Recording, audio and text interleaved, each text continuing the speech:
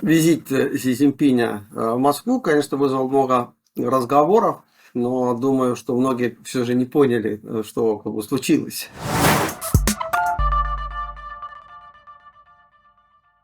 Случилось то, что у Путина всегда случается, это катастрофа, конечно. Ничего, как бы, визит без результатов, конечно. Понятно, что Путину все равно. Он, конечно, хотел просто там пугать, показывать, что у него есть союзники, и таким образом как бы влиять на мировые процессы. Я просто приведу пример, что вы помните, что были какие-то госвизиты Лукашенко, скажем, в Иран, Китай. Это в рамках всего этого, что есть такой мощный союз Россия, Беларусь, Иран, Китай. И она влияет на мировую политику, конечно, и имеет какую-то силу. С окулисами как бы, этих переговоров можно было услышать, что все это фейк, что ничего, конечно, нету. И вот даже за заключительном коммюнике Россия-Китая вы видите неожиданно такую какие-то формулировки, что Китай и Россия не создают военно-политического союза. Ну, конечно, не создают, просто это как бы не хотят участники некоторые там с ними заключить такой союз. Конечно, визит был очень важен для Путина. Надо было показать, что он не изоляция, что у него есть сторонники, союзники, и он справляется с ситуацией. Это было важно для внутренней политики России, но и, конечно же, показать там всему миру, что вот какой он молодец. Но на самом деле, конечно же, вокруг этого визита было уже месяцами какие-то странности. Как бы, все как бы удивляют, что там как бы происходит. Дело в том, что все обратили внимание, что вначале говорили, что как бы Си Цзиньпинь едет в Москву в апреле, то говорили, что уже не едет, потому что они был в Москве, и как бы особого прогресса там не было там, по поводу мирного плана Китая. И уже был разговор, что не будет визита. Потом снова стали разговоры, что визит все-таки будет, но будет апреле-мае. И тут неожиданно, как бы, вот 20 марта. Это было понятно, что это было требование Путина, потому что вот Путин очень как бы больной, и явно как бы апреле-мае у него там что-то намечено, там то ли операция, там что-то еще, какие-то важные вещи, но он не в состоянии был принимать Си Цзиньпиня в апреле или мае, только вот в марте. И именно вот таких чисто с 20 марта, 23 марта, там, максимум. Несмотря на все эти странности как бы, со временем, что тоже были как бы связаны с проблемами. Не только здоровьем Путина, но еще чем-то, конечно. Но главным образом здоровьем.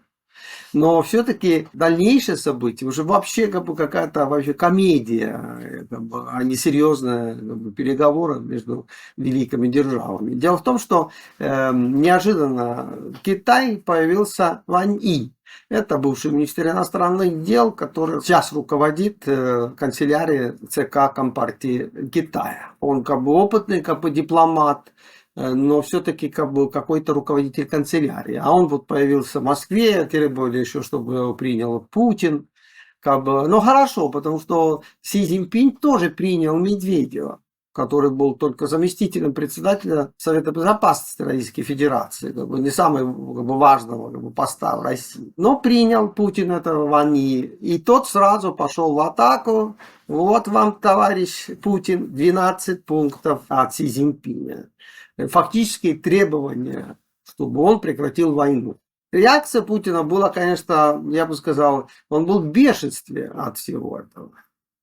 Люди, конечно, как бы не заметили этого, потому что это, конечно, не выражалось как бы, публично так активно. Это было видно, когда некоторые шестерки Путина стали говорить, что а вот Китай не сунет нос туда, куда не надо. Уже этот тон показывал, что Китай сунул нос туда, куда не надо. Что Си Цзиньпинь именно это и сделал. Он выдвигал 12 пунктов для установления мира, да, а у Путина были какие-то другие планы. И как бы этот план Си Цзиньпина был для него как бы неожиданностью, как бы неприятной неожиданностью. Были какие-то планы, что касались военных действий, и были какие-то дипломатические планы России. И это явно не складывалось с тем, что предлагал Си Цзиньпин. Потом появились такие новости из Запада, что Китай дал военную помощь России. Винтовки какие-то и жилеты. Поверьте мне, это не западные спецслужбы сообщили, а это сообщил как бы, через свою службу внешней разведки Владимир Владимирович. Именно он сунул в западную прессу вот такую новость, что вся военная помощь Китая, это вот винтовки до жилет. В ходе визита он хотел получить гарантии от Китая, что все-таки со все добро, что Путин им делал, они все же дают какую-то реальную военную помощь. Межгосударственные переговоры, они продолжаются все время. Все время там встречаются дипломаты, обсуждают какие-то вещи, чтобы подготовить визит. Так и было этот раз. И результатом этого как бы, всего действия было то, что Путин послал встречать Си Цзиньпиня в аэропорту какому-то вице-премьеру. Дмитрий Шевченко – это, конечно же, не тот уровень, который, конечно же, должен принимать китайского лидера. Если это был бы премьер-министр Мишустин или да, хотя бы Медведев, этот уровень было бы понятным. Но ничего такого не случилось. Путин послал конечно, своего любимчика, конечно, он хотел его рекламировать, но в дипломатическом языке все было сказано, что ничего хорошего нет. И как показывали эти длиннющие переговоры с Путиным, и не было ничего хорошего. Тут, конечно, всякие там и российские пропагандисты, и какие-то аналитики Запада, которые хотят как бы, попугать, попытаться показать, что что-то было. Но, к сожалению, это выглядело как в советское время, когда члены Политбюро, секретари ЦК встречались с тогдашним руководителем Коммунистической партии Китая. Длиннющие переговоры, хитрые как бы, там какие-то формулировки, но, в общем-то, результат ноль. И на этот раз случилось так. Если вы смотрите коммюнике, там какие-то есть принципы, да, что вот мы как бы принципиально как бы согласны какими-то вещами, а тут мы читаем, что позиция китайской стороны по Украине. Есть какая-то специальная китайская позиция по Украине, а есть какая-то вот российская позиция. И, в общем-то, Путин так и сказал, что, ну да, как бы, да, китайский там мирный план, да, но он как бы во многом как бы и похож на российский план как бы мира. Так что, в общем-то, как бы похож, но не во всем. Вот какая вот проблема. И, конечно, вопрос был именно в том, что Китай в нынешней очень сложной для России ситуации может дать России. Оказалось, что мало. Все-таки они за мир, за то, чтобы закончить как бы, войну, и как бы, вооружение как бы, не дадим. Как по-другому это оценивать? Как катастрофу. Хорошо, пропаганде выиграли, там показали это в Москве, это Си Цзиньпиня, да, с Путиным. А как бы по задержательным вопросам ничего. Абсолютно ничего. Многих это удивляет, как бы, потому что, казалось бы, но там эти, как бы, ну, должны же быть какая-то близость и какие-то отношения. Но могут же через третьих стран что-то дать. Но дают там Северную Корею, а тот дает России. Но, кажется, даже этого нет. Ничего нет. Пустота. Очередной раз Путин, вместо того, чтобы заиграть с этими китайскими лидерами и добиться какого-то, хотя бы показывать, что есть какой-то успех, там, приближение к миру, а Путин это все просрал, он говорит, что у него другие планы, и как бы плохо, что вы меня не слушаете, и вообще я разочарован. Как бы вот такая вот как была позиция Путина. Конечно, Путин как бы показал, что он суверенный лидер, он сам будет решить, что он будет делать. Да. И Китая не будем слушать, конечно. Есть объективные обстоятельства. Убывание сил. Это закон войны. К сожалению, у воюющих никаких сил нет. Как это мы знаем? Дело в том, что если еще несколько времени назад на фронтах, там, в Донбассе, интенсивность противостояния была та, что Россия провела 100 атак в день и больше, то ныне это упало где-то на 30 атак в день. Это показывает, что да, силы убывают, конечно, России. Конечно, если Китай не так ведет себя, как Путину хочется, значит, еще и экономические, конечно, вопросы не решаются так, как надо. Путин все просрал очередной раз, он в свое время не построил все эти транспортные хабы и логистические связи с Китаем, надеясь, что все и так пройдет. А сейчас это было бы все было бы нужно, а все этого нет. Это уже огромный минус. Но вот теперь позиция Китая тоже такая, что продолжаем с вами отношения, но все же хорошо было бы заканчивать с войной.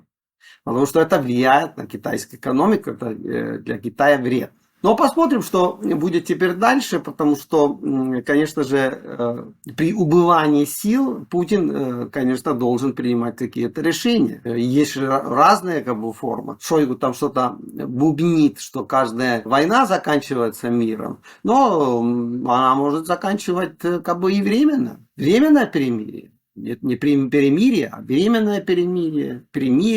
Перемирие во время переговоров и временное перемирие во время переговоров. Так что есть самые разные возможности, конечно, заканчивать это противостояние. Все зависит от Владимира Владимировича, как он это все видит.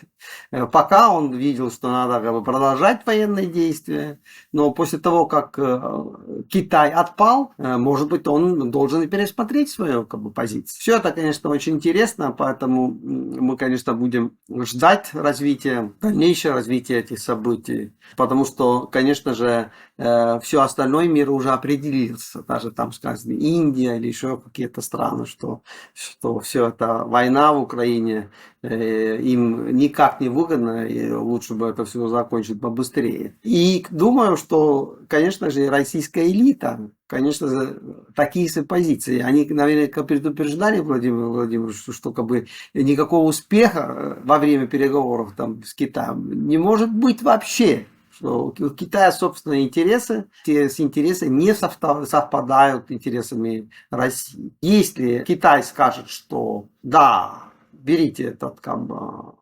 Донбасс, тогда возникает вопрос, что же тогда с Тайванем? Что берите Тайвань, кто-то там. Ну, Китай не может это сказать. Китай может сказать что-то другое, что вот вы нас обвиняете, что мы что-то даем там России какие-то винтовки. А что вы даете Тайваню? Но вот это такая пропагандистская игра, которую Китай играет. Но не более того. Вот эти винтовки, есть эти винтовки. Все, больше ничего нету. Но Китай, конечно, может сказать, что не можем дать, потому что самим нужна. Видите, какое у нас противостояние в связи с Тайванем? Сейчас мы должны там кабеля разрушить там дне океана, потому что ничего другого не остается, если мы не ведем прямые военные действия против Тайваня. А вы хотите, чтобы мы свои дорогие какие-то вооружения дали вам. Не можем, никак не можем. У нас свои проблемы. И вообще мы за мир, говорит Си Цзиньпинь. Но посмотрим, конечно, что будет, конечно, дальше. Это, конечно, интересное, конечно, событие. Надеемся, что скоро все-таки на фронтах наступит мир, и это безумная, конечно, война в центре Европы, которая абсолютно не нужна ни для России, но не говоря уже о жертве агрессии Украины. Нанесли невероятный вред. Теперь вот Си Цзиньпинем попытается его Горбе выйти из этой войны. Ну, конечно, не получилось. Не получилось, проблемы надо решать. Ну, конечно же, хорошо, если там за столом там переговоров. Ждем.